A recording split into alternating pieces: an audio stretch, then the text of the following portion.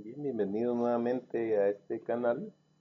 Bendiciones para todos. Estamos abordando algunos temas que la Corte de Constitucionalidad pues ha sentado ya doctrina legal en la materia laboral. Este primer segmento, digamos, de sentencias de la Corte de Constitucionalidad se ha subdividido en 4 videos. Este es el último de ellos. Eh, Este es más o menos el índice de los videos. Corrijo que en el video número 3 no está este último, que es con el que vamos a iniciar en este video. Eh,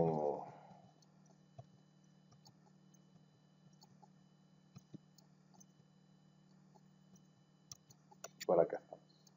El primero de los casos que tenemos en este último video dice que se puede ejecutar sentencia aun y cuando el nombre esté mal consignado. El antecedente o el contexto de esta sentencia se desarrolla en los casos en los que eh, se plantea la demanda en contra de una persona individual o jurídica. Se hace, pues se admite para su trámite, se señala la audiencia de juicio oral, se hace la notificación correspondiente. Sin embargo, la persona que ha sido demandada pues se percata que su nombre no ha sido puesto correctamente. Por decir algo, se llama David Siliesar Vázquez y solo le pusieron David Vázquez, por ejemplo, ¿verdad? Entonces, pues esta persona se hace el desentendido, digamos, no acude a la audiencia de juicio oral y cuando llegan a ejecutar, pues dice, mire, señor juez, yo no soy esa persona, aquí está mi documento personal de identificación y yo respondo a los nombres de David Siliesar Vázquez y no solo David Vázquez.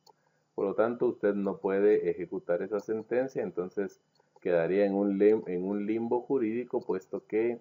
la sentencia sería cosa juzgada. Evidentemente el trabajador no, bueno, al trabajador o puede ser el patrono porque puede ser de doble vía la situación, eh, pues quedaría casi que atado entonces a una situación de incertidumbre jurídica.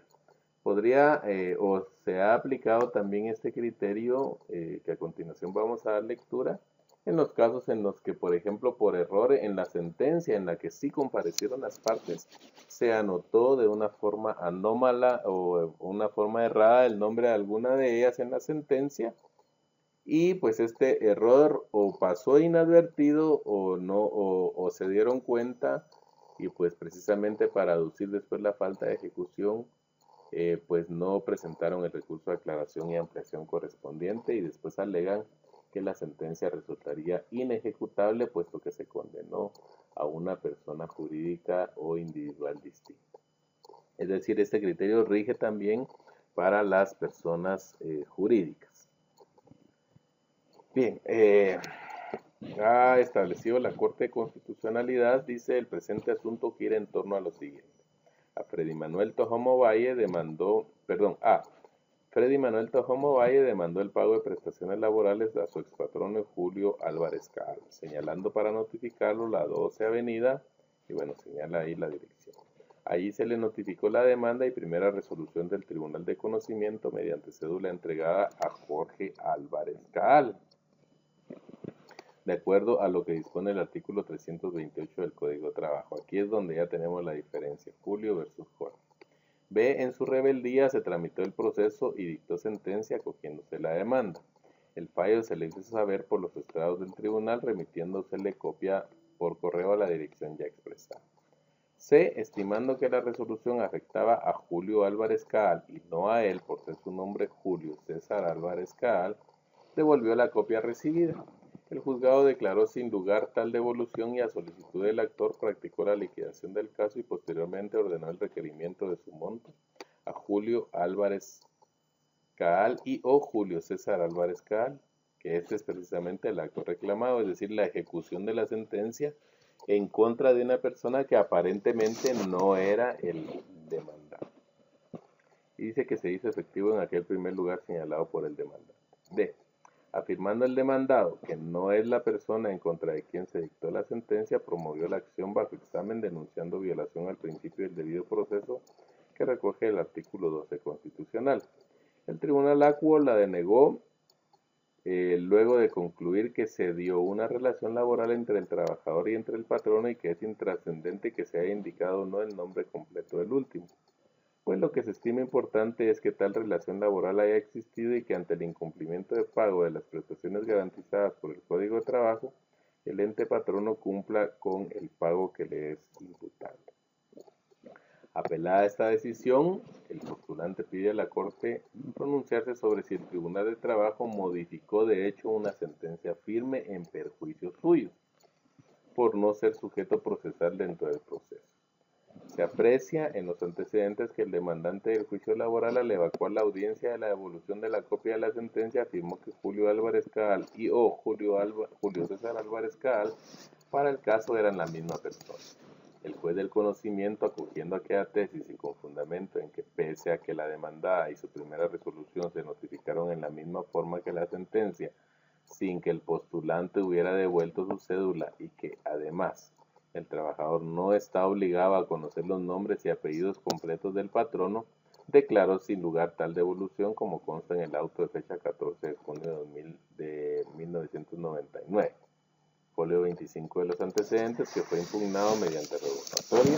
desestimada por el juez con los mismos argumentos y fundamentos. Dos cuestiones precisan puntualizarse, dice la Corte. La primera, que la estimación y la presunción humana del juez son razonables y ajustadas a derecho, ya que la sola devolución de la copia de la sentencia no acredita la carencia en Julio César Álvarez Cabal del vínculo laboral con el demandante, lo que razonablemente indujo al juzgador a presumir que quien compareció es aquel a quien se había demandado y emplazado. La segunda, que si lo que el amparista ubica como agravio es que se le haya tenido por emplazado en el proceso laboral con el nombre de Julio César Álvarez Cabal y no como Julio César Álvarez Cabal, fue precisamente contra la resolución de negativa de revocatoria contra la que debió alzarse en amparo por ser esta y no la que reclama la que finalmente lo sujetó al proceso. Al no haber reclamado contra aquella, resulta ser equivocado el señalamiento del acto supuestamente agraviante. En cuanto a la reclamación de fondos sustentada en que mediante el acto reclamado se requiere de pago de la cantidad reclamada a Julio César Álvarez Cabal y o Julio César Álvarez Cabal, no obstante que en la sentencia se condenó a Julio Álvarez Cabal, esta Corte estima que tampoco causa agravio, ya que habiendo estimado el tribunal que Julio César Álvarez Cabal es la misma persona a quien se condenó en la sentencia, quedó legitimado para requerir de manera indistinta con cualesquiera de los nombres al afectado, pues de otra manera la sentencia devendría inejecutable. Yo acá le hubiera agregado que se hubiera dejado en un limbo jurídico también al trabajador ante la imposibilidad de poder acudir nuevamente a la vía ordinaria, puesto que eso ya podría ser una cosa juzgada, ¿verdad? Además, tratándose este caso de un asunto de naturaleza laboral, el tribunal de su conocimiento aplicó los principios de realismo y objetividad en que se basa el derecho del trabajo, que persiguen fallar con base en datos fácticos que pongan de manifiesto la realidad de la reclamación de trabajo entre empleadores y laborantes antes que perderse en discusiones bizantinas que pretendan con argumentos de una u otra de las partes del proceso pasar por alto que, como se enuncian en las consideraciones orientadoras del Código de Trabajo, los tribunales de trabajo desarrollan su labor en esta rama del derecho que limita bastante la autonomía de la voluntad.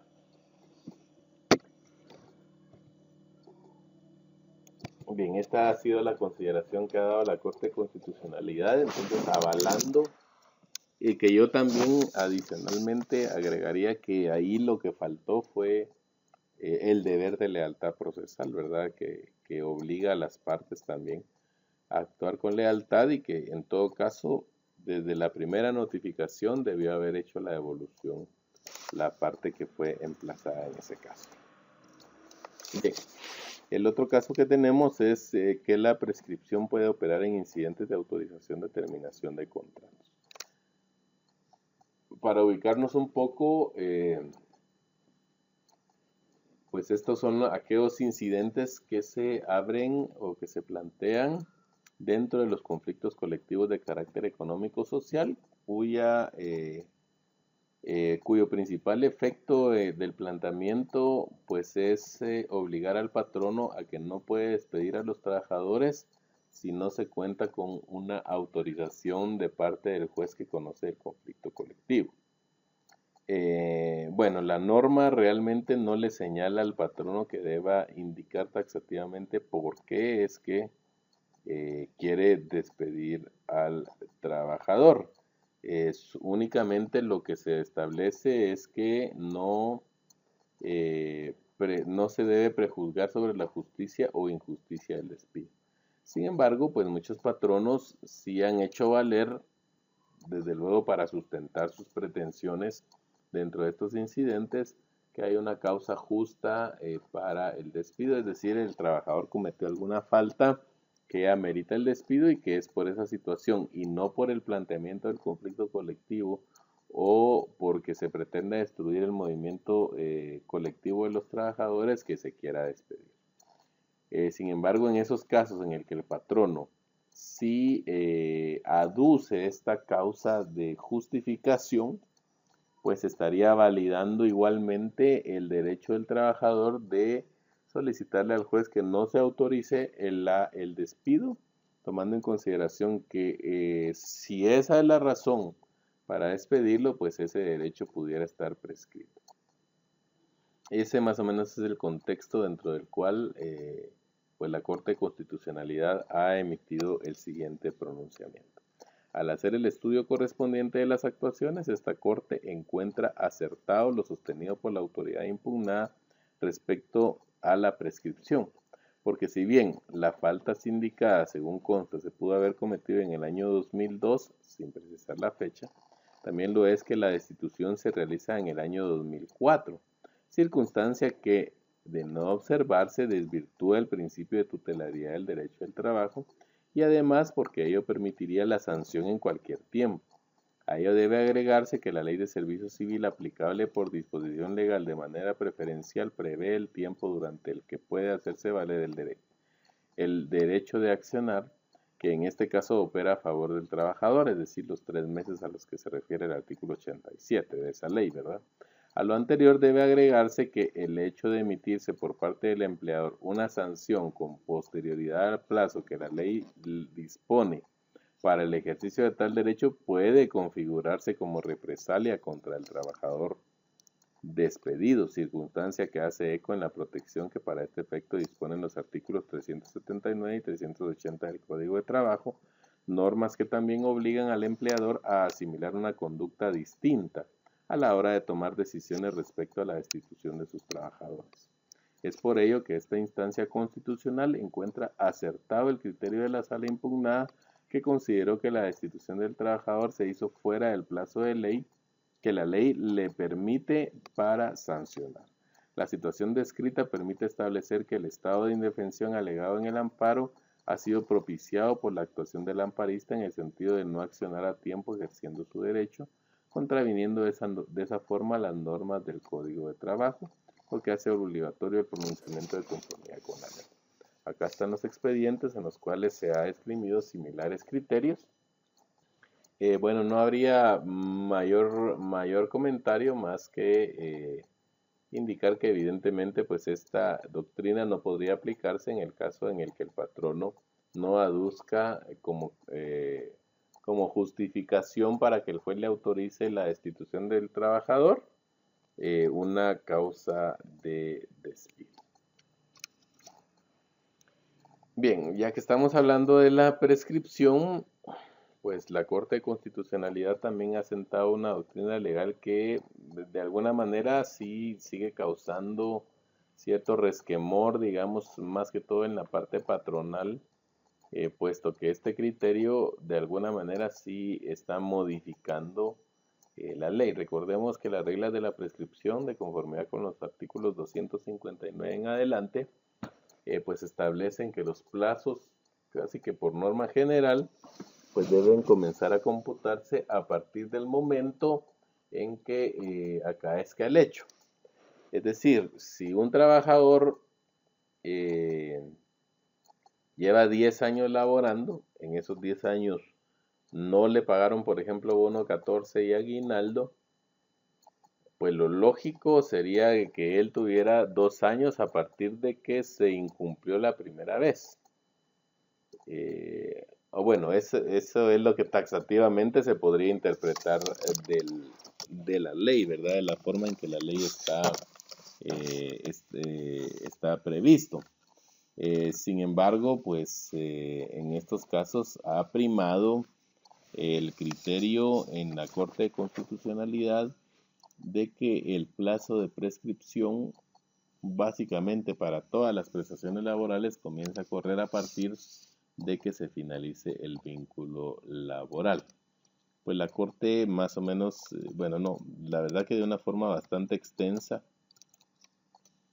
pues da la razón de ser de la forma en que debe ser interpretado los artículos relativos a la prescripción. Vamos a dar lectura. Dice, se ha expresado en numerosas oportunidades que la prescripción comienza a correr desde el momento en que puedan promoverse las acciones personales. Es decir, por ejemplo, en el caso que yo ponía, de los 10 años, el trabajador tendría únicamente derecho a reclamar los últimos 2 años, si taxativamente aplicáramos la ley o el Código de Trabajo como está. Dice, es decir, desde el momento en que nace la acción y en tanto aquel principio del comienzo de la prescripción sea válido en cuanto no pueda exhibirse algún vicio de la voluntad y, entre otras cosas, la certeza que el trabajador tenía conocimiento de su derecho o de su oportunidad de ejercer. En tal sentido, el plazo prescriptorio solo podría comenzar desde el momento en que el titular del derecho se ha encontrado en condiciones de ejercer la correspondiente acción, lo cual presupone que el derecho haya nacido, que sea exigible y la inacción sea voluntaria. Es decir, que su comportamiento omisivo responda a una decisión consciente y deliberada, adoptada con intención y libertad y no esté viciada por ignorancia, error, dolo o violencia física o moral. Sin embargo, según la actual práctica laboral, resulta sumamente difícil que un trabajador interrumpa el plazo prescriptorio en virtud de un beneficio no sufragado oportunamente por temor a presuntas represalias que el empleador, que tal vez puedan poner en riesgo el vínculo laboral. Es decir, el trabajador de alguna manera, y se han tenido muchos casos en la práctica en los que primero llegan las demandas solicitando prestaciones de carácter irrenunciables y después estas se amplían solicitando la indemnización puesto que han sido despedidos precisamente por haber reclamado el derecho. Bien, dice así, bajo este punto de vista no puede configurarse un comportamiento omisivo por inacción voluntaria pese a no existir ignorancia, error, dolo o violencia, sino todo lo contrario. Existiría una acción de parte del trabajador de modo implícito que hace imposible su exteriorización por temor a la ruptura de la relación laboral. Además, conviene tener presente la oportunidad de la exigibilidad del derecho tal como lo manifiesta el autor argentino Raúl Altamira Gijena. Si se aceptara que el curso de la prescripción ha de correr en todos los casos desde que el derecho es exigible, aunque su titular desconozca su existencia por ignorancia o error espontáneo o provocado por dolo del deudor, o no puede actuar por encontrarse ab initio ante una fuerza irresistible o injustas amenazas, podría el titular perder su derecho antes de que pudiera ejercerlo. Ante esta innegable realidad, prácticamente toda la doctrina y la jurisprudencia aceptada que en determinadas situaciones y como excepción el plazo prescriptivo comience a correr a partir del momento en que el titular de la acción toma conocimiento de los hechos en que se funda su derecho, posición que se muestra muy vulnerable ya que se la funda en consideraciones más axiológicas que jurídicas. Bajo dichos términos, el plazo de prescripción solo puede comenzar a correr desde el momento en que el titular del derecho se ha encontrado en condiciones de ejercitar la correspondiente acción, lo cual presupone que el derecho haya nacido, que el mismo sea exigible y que la inacción sea voluntaria o que la conducta omisiva responda a una decisión consciente y deliberada adoptada con intención y libertad, es decir, que no se encuentre viciada por ignorancia, error, dolo o violencia física o moral. Y en el caso que se haya configurado alguno de estos vicios, la prescripción recién empezaría a correr a partir del momento en que el trabajador tome conocimiento del hecho en que se funda la pretensión, que desconocía por ignorancia o error espontáneo o provocado, por dolo del empleador o haya cesado la violencia o intimidación de la que fue víctima. En consecuencia, debe entenderse que según nuestro ordenamiento legal vigente, el plazo prescriptorio comenzará a computarse desde que el derecho sea exigible, siempre y cuando se configure en el trabajador la inacción voluntaria claramente demostrada. Entonces, respecto a este último, aparece la situación de la probanza de dicha inacción, motivo por el cual, a efectos de brindar una mayor seguridad jurídica a las partes, el plazo prescriptorio debería computarse a partir de un lapso determinado, luego de extinguido el vínculo laboral. Se complementa la referencia anterior con la siguiente cita del autor argentino Francisco de Ferrara, comentando un pronunciamiento jurisprudencial argentino publicado en la revista Análisis Laboral del mes de julio del año 2001, referido a la acción del trabajador de exigir sus derechos y que por cautela a la continuidad laboral no la exterioriza a su empleador. Dice, mientras el contrato de trabajo se está cumpliendo, el plazo de la prescripción no corre porque se supone fundamentalmente que el trabajador no ha podido por coacción moral hacer efectivo su crédito. En tal sentido, el término prescriptorio debe girar en torno a su cómputo a partir de los 2 años de extinguido el vínculo o relación laboral, tal como lo establece el artículo 264 del Código de Trabajo, plazo suficiente y extenso para incoar acciones sobre beneficios, debido a que la práctica así lo ha demostrado cuando se demandan judicialmente derechos luego de extinguida la relación de trabajo. Aunado al carácter protector del derecho laboral y que la influencia reverencial constituye una realidad, como lo prueba el hecho de que normalmente el trabajador se inhibe de demandar a su empleador mientras subsiste el vínculo contractual, tal como contempla la doctrina argentina, la denominada dispensa de la prescripción, y por ende la imposibilidad de ser computada durante la relación o vínculo laboral,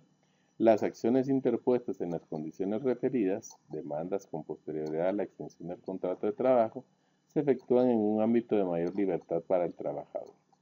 Además, para completar este concepto, se cita el punto de vista del juslaboralista peruano Fernando Elías Mantero, quien manifiesta que resulta conveniente determinar que el cómputo de la prescripción comience a calcularse desde la fecha de terminación de la relación laboral, oportunidad en que deje existir cualquier elemento que recorte la voluntad de reclamar el trabajador. Lo expuesto por la doctrina sobre el tema, que tiene sustento en el plano fáctico de las relaciones laborales, no obsta ni perjudica al trabajador a efectos que durante el vínculo laboral pueda exigir el cumplimiento de adeudos laborales por parte de su empleador, tal como ocurrió en el caso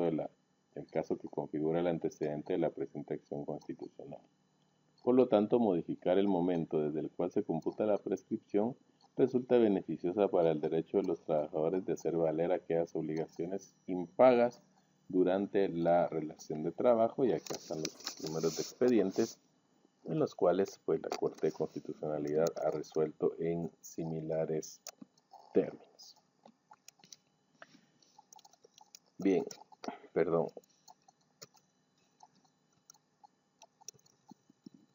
El último de los temas que vamos a abordar en estos videos se refiere a los puntos de derecho que se plantean en los conflictos en los conflictos colectivos de carácter económico-social. Pues evidentemente, de conformidad con las normas atinentes al Código de Trabajo, en el artículo 383, si no mal recuerdo, se establece en términos generales que fuera de las excusas, recusaciones o impedimentos que pudieran tener los miembros que conforman el Tribunal de Conciliación, pues no se aceptará ningún recurso, incidencia o ningún alegato, digamos, que tienda a postergar la audiencia de conciliación. Sin embargo, aun y cuando se ha establecido esta situación, pues se han planteado puntos de derecho en los conflictos colectivos de carácter económico-social, lo cual pues ha sido impugnado en varias oportunidades al respecto de su aceptación para trámite, precisamente por la prohibición que establece el Código de Trabajo al respecto de cualquier otra incidencia. Sin embargo, la Corte de Constitucionalidad ha sentado la doctrina legal en el sentido de que sí es viable aceptar o discutir en vía incidental los puntos de derecho, pues, y estas son las razones que da la Corte a ese respecto. Dice, analizados los elementos pertinentes para emitir el pronunciamiento respectivo, se advierte que la sala impugnada en el presente amparo transgredió el derecho de defensa y el principio jurídico del debido proceso que asisten al accionante, debido a que, si bien es cierto, esta Corte ha establecido la limitante contemplada en el artículo 383 del Código de Trabajo, en cuanto a que en la fase de conciliación de los procesos colectivos de carácter económico-social no pueden hacerse valer procedimientos accesorios o medios impugnativos, que es la prohibición que yo les mencionaba, estima oportuno hacer énfasis en que, como sucede en el caso de estudio, los interesados en el conflicto colectivo pueden presentar sus inconformidades respecto a su tramitación con el objeto de depurar el procedimiento por medio del planteamiento de una cuestión previa como punto de derecho, que le permite al órgano judicial analizar aspectos que podrían limitar la viabilidad de la continuación de la tramitación del medio resolutivo del conflicto durante su parte jurídica. Es decir, la Corte de Constitucionalidad ha dividido el procedimiento de los conflictos colectivos en dos partes. Recordemos que estos no son procesos de conocimiento, bueno, no son procesos como tales, puesto que no se espera alguna declaración jurídica por parte del tribunal. Por esa razón, pues ha dividido la Corte de Constitucionalidad el conflicto en una parte jurídica que es hasta en tanto no se haya integrado el tribunal. De ahí viene la parte meramente de conciliación, en la cual la Corte sí ha dicho, miren, a partir de ese momento ya no cabe ninguna discusión, una vez integrado el Tribunal de Conciliación correspondiente. Y a esto se refiere esta parte jurídica, ¿verdad? Que estábamos leyendo. Dice, el medio resolutivo de conflictos durante su parte jurídica, cuestiones insubsanables que afecten la esencia del conflicto y que provoquen su terminación, arribando así a la conclusión no solo del periodo de conciliación, sino del conflicto. Lo que permite concluir que durante el periodo de conciliación, de manera excepcional, puede denunciarse la falta de requisitos formales en el planteamiento, siempre que, como se indicó, pretenda la depuración del procedimiento. Esto ha sido sostenido en estas sentencias que se señala, y es por ello que procede el otorgamiento de la protección constitucional solicitada con el objeto de que la autoridad impugnada reconduzca su actividad procesal